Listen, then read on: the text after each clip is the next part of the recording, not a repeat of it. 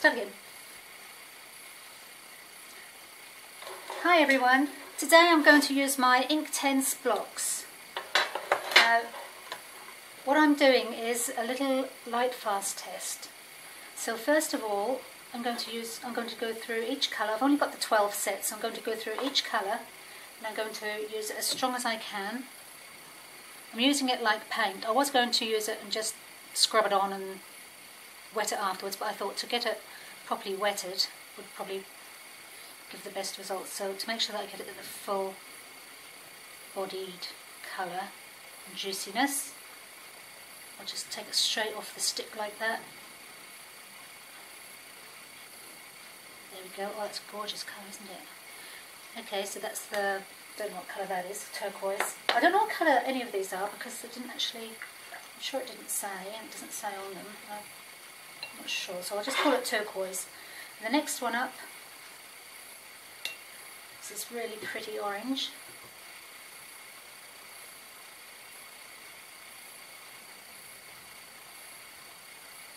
So what I intend to do is put each of these 12 colours on here, and then I will cover half the paper up and I will put it outside in the full sun. Now, being in Australia, we do get a lot of sun, especially this time of year. It's really hot today, and I suspect it's going to thunder soon because it is very humid and, well, they did forecast it, so it probably will. Anyway, what I'm going to do is cover up half of this, leave it outside for a few days, and then when I come back and uncover it, I will do it part 2. It'll have to be part 2 because I've got to wait 3 days or maybe 4 days, maybe less, who knows, just to see, get the best possible results. And we might be surprised. Now, I haven't done this before with these Inktense. I have done it before with coloured pencils. I've used the absolute cheapest that I can get, like $1, that's $1 Australian dollar, and I've compared them with an expensive set that I had in a wooden box, and the results were absolutely amazing. Just after 2 days, when I uncovered it, the cheaper ones hadn't faded one bit, and the expensive ones, I would say, would have faded about half their original brightness. And then I left them outside a bit longer just to see how much more they would fade, and the cheap ones, they did not fade at all. So you don't always get what you pay for. You think you're going to get something really good if you pay a lot of money, but that's not necessarily the case. So that was an interesting little exercise.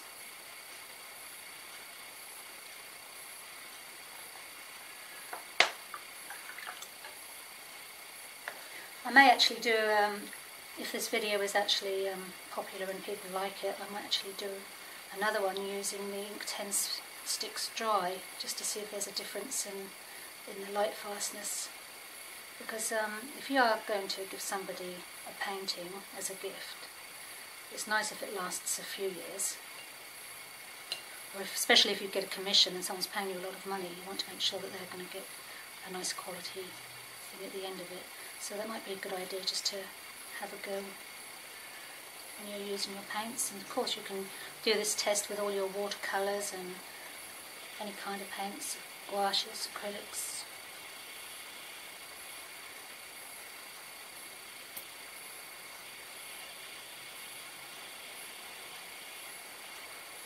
I do love these. I absolutely adore these Inktense. It's just, I don't care if I don't actually paint anything. It's just nice putting it on the paper. It's just, I don't know, I just like to see all the pretty colours jumping out at me. Try and get through this quickly before the camera switches off, which it usually does before I get through. I've got this gorgeous olive green colour. Oh, look at that. Oh, isn't that juicy? Oh, it's so juicy. Oh, I love juiciness. I love juicy paints. This just makes me happy. I just get happy when I'm playing with juicy colours. I just sometimes doodle. I just get my paints out and doodle and do flowers that aren't really flowers but just flowery shapes, and then I do splatters and splatters all over them just to see what they look like.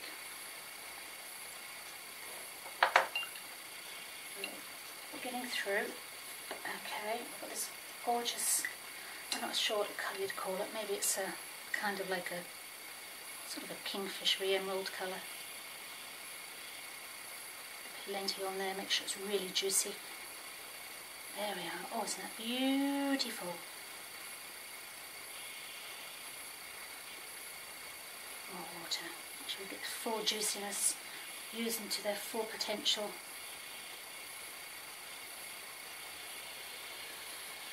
Got a little splatter there. Oh no, it doesn't matter. Doesn't matter about the splatter.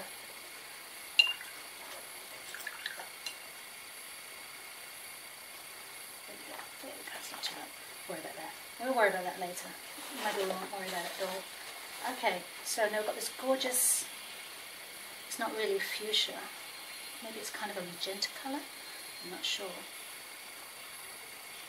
It's going to be juicy, I can tell.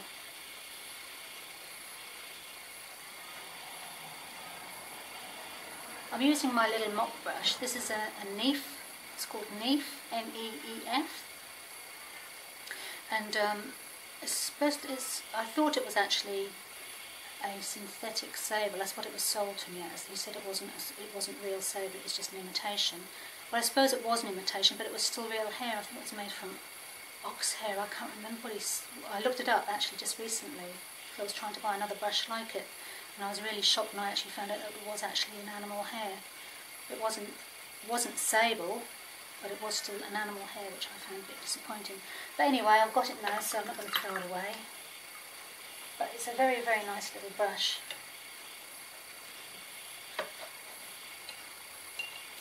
Is it still recording?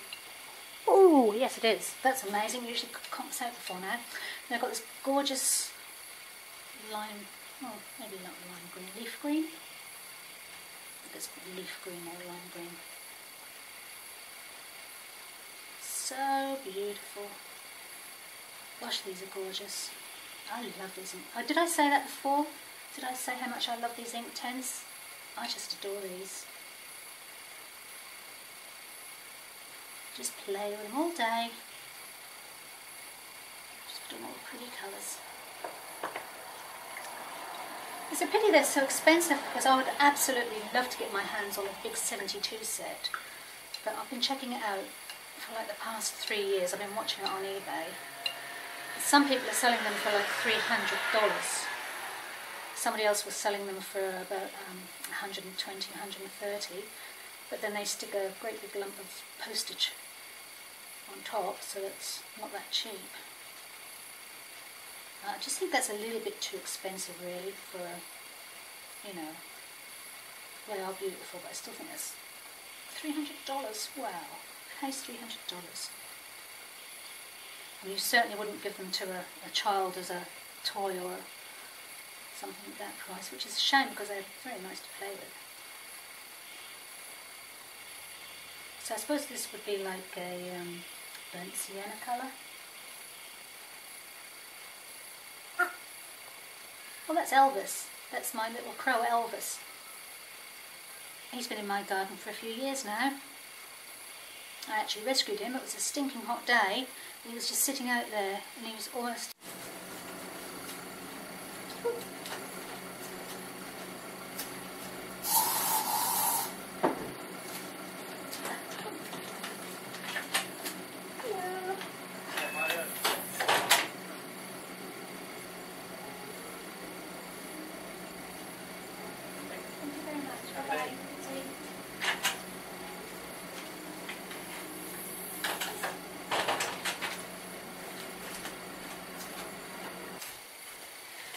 Okay, sorry about that. My delivery man just came, delivered my bottle of perfume.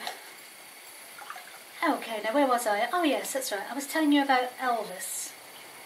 Okay, so this little crow, we rescued him, gave him lots of wet food, put him back in the tree, kept a very close eye on him, and he actually made quite a rapid recovery. He was obviously very dehydrated and suffering from heat. So probably saved his life. That would have been about 3 years ago, I think now. And he's a gorgeous little boy. He comes every day.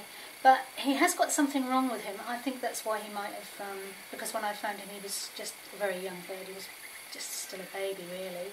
And I think he might have been a little bit, you know, not quite like the other ones. So anyway, he came really good. But he doesn't make crow noises. He can't do the normal crow noises because they do a lot of sounds. All he can do is honk. He does like this really weird honky sound. So anyway, we call him Elvis, and he comes every day. We've also got another lovely bird who we call Hooky. He was another one that we rescued. He was looking a little bit worse for wear. So we gave him some lovely wet soggy bread. And that was a few years ago too. That would have probably been about 3 years ago. So we gave him lots and lots of wet bread and some cat food, because they do love cat food. In fact, they love any. If they can eat it, they will. Doesn't matter even if it is edible or not. The crows love their food. So yeah, Hooky. We call him Hooky because he's got. I don't know whether he's really, really old and he's just grown a really hooky beak. But his beak is totally abnormal to the other birds, the other crows' beaks. It hooks right under. It's almost like a cat's claw. It really hooks right under. And poor Hooky only has one eye. But my goodness, he's a lovely bird. And he's just over the past few months, he's got really, really friendly because all the trees have been cut down in all the surrounding gardens. And I've grown lots of trees, lots of natives and lots of shrubs and trees for the birds. They all come to my garden. And I've got a whole flock of crows now that come. They wait every morning for me outside my back door, and I have to put lots of food out for them. And Hooky's got really, really friendly now. He's a lovely bird. Quite fond of him. And he might be the patriarch because he's, I just think he's old and, I don't know, he seems to be, he's never picked on. He's never in the middle of the flock, but he's never picked on. It's like they all kind of sort of respect him from a distance sort of thing, but he's a lovely old bird. Am I waffling too much? I do waffle a bit, don't I? Anyway, I can't tell the difference. I think that one I just put on there, that one there, I think that one's called Bark, and obviously this one's called, this one's Ink. I think this one's called Ink because it's black. So after maybe 3 or 4 days, we should get the results on this.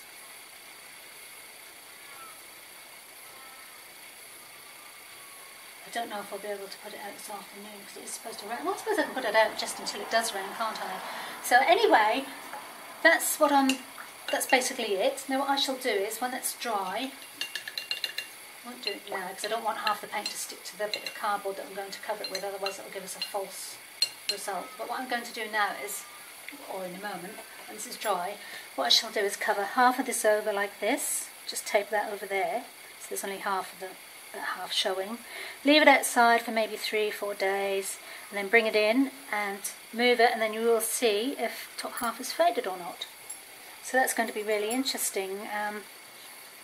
Anyway, now that's done, I'm going to put on a piece of paper, cover it just about halfway.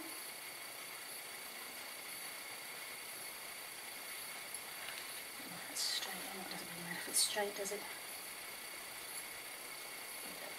So we'll leave that like just half covered. I'll tape it in place.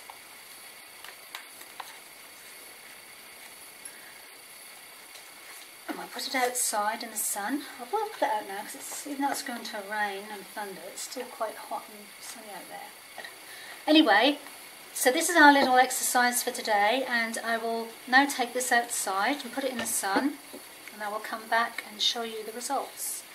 So next time you're doing a nice commission, or you want to do a nice picture as a gift for somebody, you'll know whether to use these or other things. Anyway, hope you enjoyed that. Thank you for watching.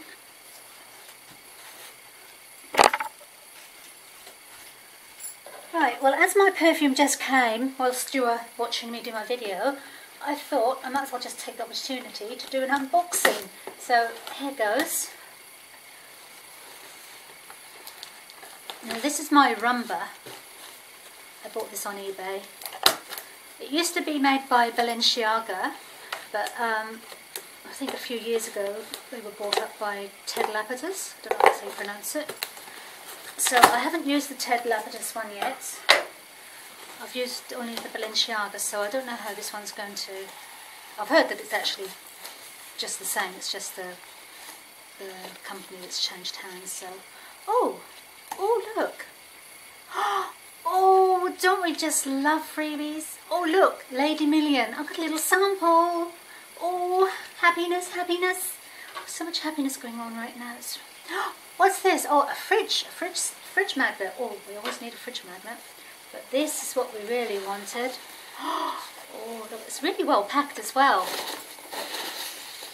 I think this was called, the company I bought this from was called Perfumery AU. Yeah, anyway, they only delivered to Australia, I believe, so, wow, isn't that beautiful? Oh, gorgeous. So it's a great big 100ml bottle, and that's rumba, and if you've never smelt it before, and you probably haven't because it's so hard to get, you just don't see it in the stores, but you can still get it online. But it smells beautiful. It's really kind of, get this out of the way, it's kind of sultry, oriental. It's not what you would give a very young girlie. It's more of a, it's kind of sort of a very sophisticated scent. It's really beautiful. Yeah, it looks identical. It looks exactly like my Balenciaga bottle. It's a nice heavy bottle. It's quite nice. Very attractive. I can't share the smell with you. Oh my goodness. Oh, it's gorgeous. Absolutely gorgeous. That is exactly how it should smell. So if anyone out there does like rumba and they've used the Balenciaga one and they're wondering what the Ted Lapidus one is like, I can tell you it's exactly the same. It's absolutely divine. This is really, really pungent. So if you like really powerful perfumes, you might like that one. So anyway, I thought I'd share that with you just because I had the camera running and you were all with me when I just got it from the delivery man. So anyway, I haven't done it up properly. What I'm going to have to do is, because of the hot weather, I'm going to stick this in a cold, dark cupboard so that it keeps really well, because they do actually go off in the heat. Keep it in the box in a nice dark cupboard and that will keep it for a long time. I'm going to buy another one of those. That's beautiful. Where is it made? I haven't got any glasses on so I can't see where it's made. Doo-doo-doo, product doo-doo-doo, can't read it because it's too small. Oh, made in France. Yeah, so that's beautiful. It's absolutely gorgeous. I recommend it 100,000%. Get it? Percent. Anyway, thank you for watching. Bye bye.